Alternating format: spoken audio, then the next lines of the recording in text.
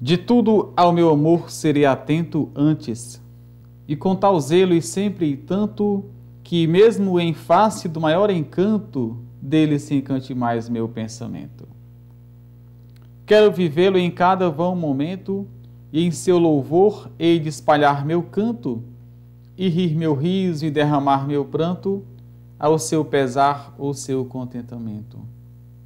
E assim, quando mais tarde me procure, quem sabe a morte, angústia de quem vive, quem sabe a solidão, fim de quem ama, eu posso me dizer do amor que tive, que não seja imortal posto que é chama, mas que seja infinito enquanto dure.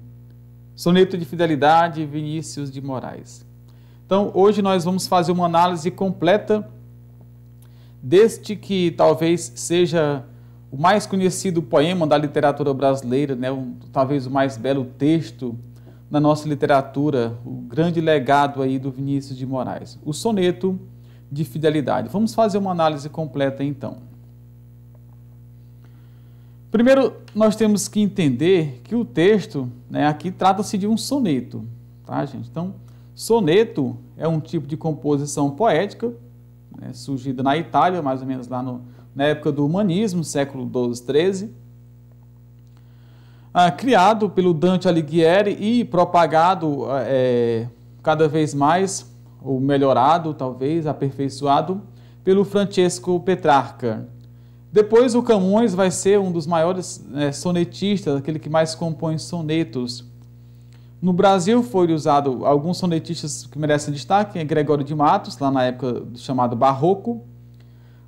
No romantismo houve alguns sonetos, né, alguns do Álvaro de Azevedo, por exemplo, e um destaque maior na época do parnasianismo, né? Os autores do parnasianismo usaram muito desse tipo de texto clássico.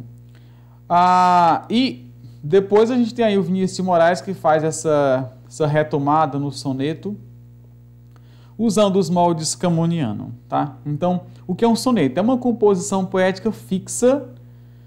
Ela é composta por 14 versos distribuídos em 4 estrofes, sendo as duas primeiras, né, cada uma com 4 versos, e as duas últimas, cada uma com 3. As primeiras a gente vai chamar aqui de quartetos ou quadras, e as últimas a gente chama de tercetos, tá? Então, resumindo, o soneto é uma composição de 2 quartetos e 2 tercetos. Mas entenda-se essa composição porque há um momento em que há uma rima entre os quartetos e rima entre os tercetos. Então, nós vamos começar aqui fazendo uma análise do texto quanto à forma. Então, quanto à forma, o autor faz o esquema de rimas aqui dos quartetos. Então, atento, pensamento, momento e contentamento. Tanto, encanto, canto e pranto, né? Então, procure, dure, vive, tive, ama e chama. Então, esse é o esquema de rimas, né, que o Vinícius de Moraes usa, é um dos mais usados. É o esquema de rimas, né, do ABBA, são as rimas chamadas interpoladas ou rimas opostas. É o esquema de rimas ABBA. Então, você rima aqui a primeira com a última, com a quarta, e as duas aqui ficam nessa rima emparelhada. Tá? O segundo momento que a gente vai analisar é exatamente a metrificação, a escansão do texto. Então, vamos escandear aqui alguns versos para a gente ver qual o tipo de verso que ele usa. Então, aqui, de, tu, dau, meu, amor, serei, tem. Você sabe que a gente só pode contar até a sílaba tônica da última palavra, né? Então, esse teu aqui não conta. Então, a gente tem de tu, dau, meu amor, serei atento, tá? Lembrando, gente, que a métrica em si, a escansão, é mais uma questão rítmica. Então, parece mesmo com uma música. De tu, dau, meu amor, serei atento. De tu, dau, meu amor, serei atento. De tu, dau, tá? Então, você percebe que aqui, deu para juntar aqui as vogais, né? Porque elas, houve aqui a supressão, né, da vogal O. de tudo ao, então fica de tudal. Isso acontece, sobretudo, quando as vogais são átonas, né? A vogal da palavra que termina é átono e a próxima vogal também tende a ser átona, né? Então, essa é uma tendência a acontecer. No caso aqui, por exemplo, deste ditongo com a próxima vogal, é muito difícil acontecer, né? Porque o som é pronunciado, tanto o som do eu quanto o som do a, né? Assim como o som do ei e do a são pronunciados. Se fosse, por exemplo, né, será, ó, se fosse assim, será atento, aí eu juntaria, ó, será atento, aí tudo bem. Mas serei atento não dá porque o som do e e o som do a não se misturam numa única emissão de voz, né? Então, fica serei atento. Se você contar aqui, nós teremos 10 sílabas poéticas, né? Vou apagar aqui para depois eu continuar, tá? Nós teremos 10 sílabas poéticas, ó. 1, 2, 3, 4, 5, 6, 7, 8, 9, 10, ó. 10 sílabas poéticas. Aqui. Ante, com, tal, ze, li, sem, ó, é bem aqui. I, tan, vem pra cá, esquece isso aqui. Ante, ze, com, tal, ze, li, sempre, tan. Se você contar aqui, ó, 10 sílabas poéticas também aqui, gente, ó. 10 sílabas poéticas. Aqui, que, mesmem, ó, mesmem, face do maior encanto, ó, né? 1, 2, 3, 4, 5, 6, 7, 8, 9, 10. Decassílabo também, gente, tá? E aí você vai seguindo. Vamos pegar aqui esse penúltimo.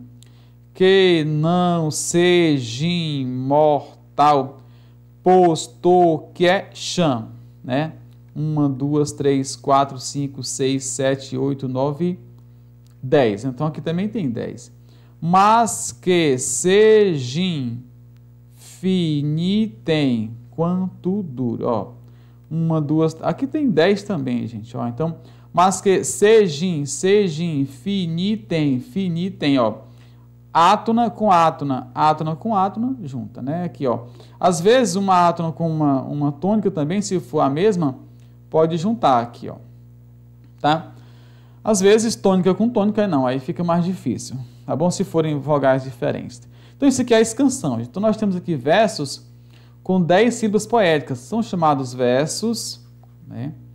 Decassílabos. Lá na época do Renascimento, isso aqui é chamado de medida nova. Tá? Opa. Chamado de medida nova. Tá? Em oposição à medida velha, que seriam os versos em redondilha maior, que são os versos heptassílabos, com 7 sílabas poéticas, e a redondilha menor, que são os versos pentassílabos. Tá? Então aqui é um soneto composto por versos decassílabos, tá, pessoal? Então, só vendo esse aspecto aqui. Tá? Então, a gente analisou o poema quanto à sua forma. Vamos agora analisar quanto ao conteúdo, que é, com certeza, a parte mais interessante. Então, já vimos quanto à forma, vamos ver agora quanto ao conteúdo, né? O que é que o texto diz, né, em referência ao conteúdo. Vou apagar aqui para ficar menos poluído, né? Mais fácil de a gente analisar, tá bom? Vou apagar também aqui o esquema de rimas. Tá, gente? Então, a primeira coisa a se analisar aqui, gente, é que o Vinícius de Moraes, por exemplo, né? Vamos ainda analisando um pouco da forma, da estética, ele brinca com esse verso aqui, né? Então, ele fala assim, olha, de tudo, né? De tudo, tal e tal e tal, antes. Ele coloca o antes aqui, ó. O próprio Vinícius, no vídeo, ele recitando este texto, ele diz, de tudo ao meu amor, serei atento antes. É porque o antes não faz parte do verso anterior, mas faz parte da frase, né? Cuja parte está no verso anterior. Então, este antes aqui forma o adjunto adverbial antes de tudo. Então, é um termo antes de tudo, adjunto adverbial, que pode ser colocado em qualquer lugar da frase, né, para ser sincero. E aí a dica principal aqui para interpretar, gente, é colocar o texto na ordem direta. Vamos ver aqui a sequência do SVC, do sujeito, verbo e complemento. Então, a primeira dica é localizar sujeito, verbo e complemento. Mas primeiro a gente tem que localizar o verbo. Então, quem é o verbo aqui? De tudo ao meu amor serei atento antes, né? É o serei. Então, tá aqui o verbo, né? O serei aqui, olha. Então, serei, ó. Serei. Agora, quem serei? Eu serei. Tá aqui o sujeito oculto, implícito, elíptico, desnencial, né? Tá aqui o sujeito eu. Sabe-se pela desinência. Aí, qual é o complemento 1? Eu serei o quê? Eu serei atento. Serei atento. Atento a quem? Ao meu amor. Eu serei atento ao meu amor. Então, voltando aqui, como é que ele faz aqui? A quebra, isso chama-se, gente, hipérbato. É uma inversão. Então, aqui é um hipérbato. A inversão da ordem da frase, né? De tudo ao meu amor seria atento antes, poderia ser, numa linguagem mais direta, objetiva, menos poética, ficaria serei atento ao meu amor antes de tudo, tá? Agora, lembre-se de que este adjunto adverbial pode ser colocado em qualquer lugar da frase. Então, eu posso dizer, eu serei atento ao meu amor antes de tudo, eu serei, antes de tudo, atento ao meu amor, eu serei atento, antes de tudo, ao meu amor, antes de tudo, serei atento ao meu amor. Então, não importa onde ele esteja colocado, né? Então, a gente escolhe. Obviamente, quando você começa com a adjunta adverbial, né? Antes de tudo, serei atento ao meu amor, né? Você dá essa ênfase na questão aqui temporal, né? Acima de tudo, antes de qualquer coisa, será atento ao meu amor. Então, na primeira frase, que não termina no primeiro verso, o autor dá ênfase, né, por meio desse hipérbato, ele dá ênfase ao fato de que será atento ao amor dele acima de tudo. Perdão, o autor não. Quando se trata de análise de poesias, né, líricas, trata-se de eu lírico, que não necessariamente corresponde ao autor. Então, aqui é o eu lírico. Então, o eu lírico afirma que será atento ao amor dele acima de tudo, né? E antes, e com tal zelo e sempre e tanto, ele dá essa ênfase aqui, né? Ele enfatiza aqui por meio do polissíndeto, né? Ó, gente, ó. Polissíndeto, né? O termo poli do grego, né? Polis, vário, e síndeto é o elemento de ligação. Então, aqui que é a nossa chamada conjunção. O polissíndeto é a presença de várias conjunções na mesma frase, no mesmo verso. A ausência é o assíndeto. Daí, aqueles termos de orações coordenadas sindéticas, aquelas que têm o síndeto, ou seja, a conjunção, e a assindética, aquela que não tem o síndeto, ou seja, não tem a conjunção, gente, tá bom?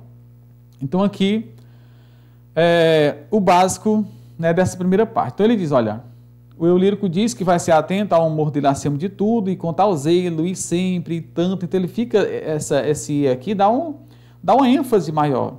Que mesmo em face do maior encanto, dele se encante mais meu pensamento. Ou seja, dele quem? Ó?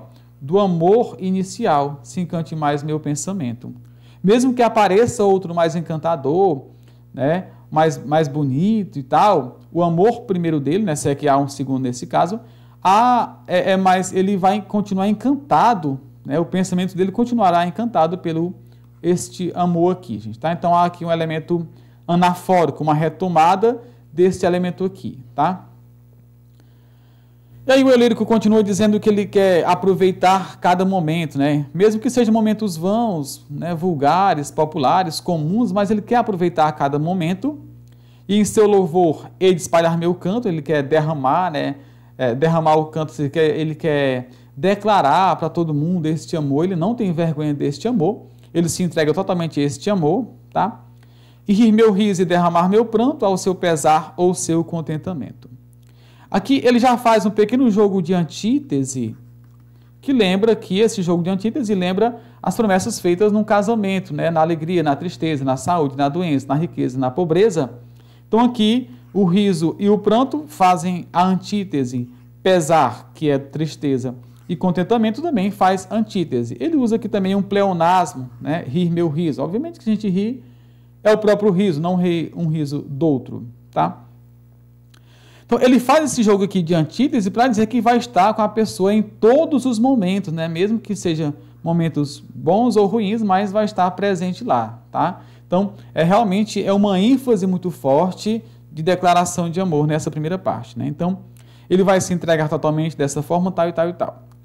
Né? De tal forma que assim, olha, ele se entrega de tal forma que assim, ó, quando mais tarde me procure, ó, quando mais tarde me procure, quem sabe a morte, a angústia de quem vive, quem sabe a solidão, fim de quem ama, eu posso me dizer do amor que tive, que não seja imortal, posto que é chama, mas que seja infinito enquanto dure. Então, o que acontece aqui é que se a gente não analisar com calma, a gente vai entender que há uma contradição entre os quartetos e os tercetos, mas na verdade não. Aqui, é como os tercetos aqui, na verdade, é a consequência desse primeiro ato aqui, da causa. Então, a gente tem aqui mais ou menos uma relação de causa e consequência, em que o eu lírico diz que vai, né, se entregar a este amor de tal forma que quando o tempo passar, né, ele possa se lembrar desse amor que ele teve, né? Eu possa me dizer do amor que tive. Né? Porque o amor não é imortal, né? Porque o amor é uma chama. A chama aquece, queima, ilumina. Então ele usa aqui uma metáfora em que ele compara o amor a uma chama. Então o amor é chama. O que a chama faz? Aquece, queima e ilumina, mas tem vida efêmera, pouco duradoura, a qualquer momento pode se apagar. Então a chama faz tudo isso, né? Aquece, queima e ilumina, mas pode se apagar e se apaga realmente a qualquer momento. Tá? Então o amor é uma chama que se apaga neste caso aqui. Aí você fala assim, professor, então o eu lírico aqui, nesse caso então, Vinícius de Moraes, aliás, o eu lírico do Vinícius de Moraes, ele está se contradizendo porque ele disse aqui no início que aqui ia ser para sempre. Não, gente. Não. Atenção.